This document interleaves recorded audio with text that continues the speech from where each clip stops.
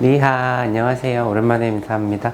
오늘은 예전에도 한번 했던 건데, 환자분들이 인터넷이나 이런데 댓글로 달아서 질문해 주신 거, 오늘 좀 구체적인 사례를 가지고 한번 설명을 해드려 보려고 하는데요. 몇 가지 질문을 한번 대답을 해드려 볼게요. 물론 이거는 이제 환자분들이 정확한 상태를 질문을 하신 건 아니기 때문에 증상만으로 얘기를 하신 거라서 100% 맞는다 라고 얘기할 수는 없는데, 일단 증상에 대해서 가장 가능성이 있는 걸로 한번 간단히 Q&A 시간을 가져보도록 하겠습니다. 일단 후발성 백내장이 재발을 4번이나 했다라고 해서 질문을 주신 분이 있어요. 2년 전에 백내장 수술 후에 후발성 백내장이 발생해서 1차 레이저 시술을 받았습니다. 후발성 백내장이 1회 질환이라고 알고 있는데 지금까지 4번 받으셨다고 하네요. 젊은 나이라서 더 많이 생긴다라고 현재 병원에서 이야기했다고 하는데, 일단은 요거는 조금 뭔가 다른 것 같아요. 후발성 백내장은 일회성 질환이라고 하긴 좀 뭐한데, 하여튼 백내장 수술을 하신 분들은 나중에 후발성 백내장이 생기게 돼요. 그래서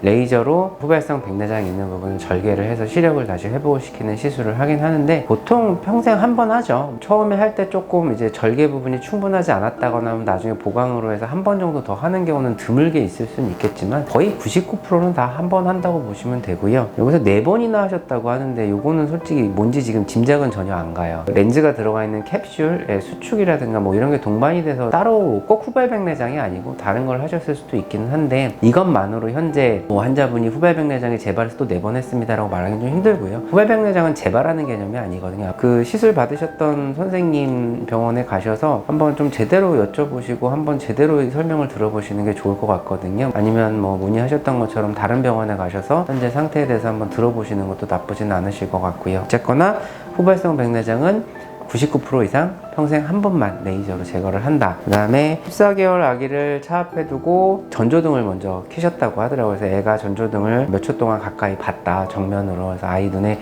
이상이 있지 않겠느냐라고. 가능성은 사실 적어요. 많지는 않습니다. 물론 100%는 없기 때문에 보는 게 제일 좋겠죠. 근데 아이기 때문에 이게 검사를 하려면 상당히 힘들어요. 아이 눈을 제대로 보려면, 어렸을 때 돋보기 가지고 놀면 이렇게 빛이 모이잖아요. 그런 것처럼 황반부라는 부분에 황반부의 온도가 올라가게 되면은 황반부 손상, 열 손상이 생길 수는 있는데, 사실은 전조등을 몇 초 봤다라고 해서 생기기는 사실 상당히 힘든 상황이고요. 그래서 제 생각에는 괜찮을 것 같습니다. 아이가 눈 마주치는 게 잘 안 된다거나 이런 것들은 증상이 있다라고 하면 그때는 검사를 좀 해봐야 되겠지만은, 그리고 아이가 계속 그것만 뚫어지게 봤다라고 하면은 그것도 모르긴 하겠지만, 사실 어른도 그렇고 아이도 그렇고 다 똑같은데 눈부시면 약간 피하게 되잖아요. 그래서 중심부를 보통 피해서 보기 때문에 사실은 그걸로 문제가 생기기는 쉬워 보이진 않아요. 이제 부모님 걱정하시는 거 너무 당연하긴 한데, 그렇게까지 큰 걱정하실 필요는 없으실 것 같습니다. 그 다음에 3번째는 이제 렌즈 끼시는 분이신데요. 소프트 렌즈를 오래 꼈더니 흰자에 충혈이 많이 됐다라고, 그래서 혈관이 많이 생겼다라고 하시는데, 실제로 혈관이 많이 생기는 부위는 흰자는 아니고요. 정확히 말하면 렌즈를 오래 끼셨을 때 안과 선생님들이 혈관 많이 자랐네요 라고 말씀하시는 거 들어보신 적 있으실 텐데, 그런 것들은 이제 까만자와 흰자의 경계, 윤부라고 하는 경계가 있어요. 그 부분에 이제 혈관이 많이 자라는 걸 얘기를 하는 거고요. 흰자는 사실은 렌즈를 꼈다고 혈관이 자라기는 그렇게 쉽지는 않은 조직이에요. 물론 자랄 수도 있기는 합니다만, 보통 대부분은 환자분들이 혈관이 자랐다고 착각을 하시는 게, 렌즈를 오래 끼면 눈이 많이 건조해지고 저산소증에 빠지잖아요. 그럼 우리 혈관이 부풀어요. 혈관이 똑같이 3개가 있는데, 예를 들어서 실처럼 얇을 때는 그냥 혈관이 있나 없나 정도로 보이다가 얘네들이 부풀면 더 잘 보이겠죠. 그래서 충혈이 많이 됐다라고 느끼는 게, 혈관이 실제로 많아졌다라는 경우는 거의 대부분 보시면은 정상 혈관인데 그 혈관이 부풀어요. 건조증이나 저산소증 때문에. 그리고 이거는 단기간에 렌즈 뺀다고 좋아지지 않습니다. 당연히 그 컨디션 자체가 어느 정도 회복이 돼야 두꺼워졌던 혈관들이 이렇게 내경이 잡아지거든요. 그러니까 우리 여기 제 손에 있는 이런 혈관이 보이실지 모르겠는데, 왜 우리 이런 거 많이 하잖아요. 이렇게 꽉 잡고 쭉쭉쭉쭉 하면 여기 혈관 붉어지는 거. 그럼 혈관이 엄청 많아 보이죠. 하지만은 다시 정상으로 돌아오면 그 혈관이 그냥 작아지는 거거든요.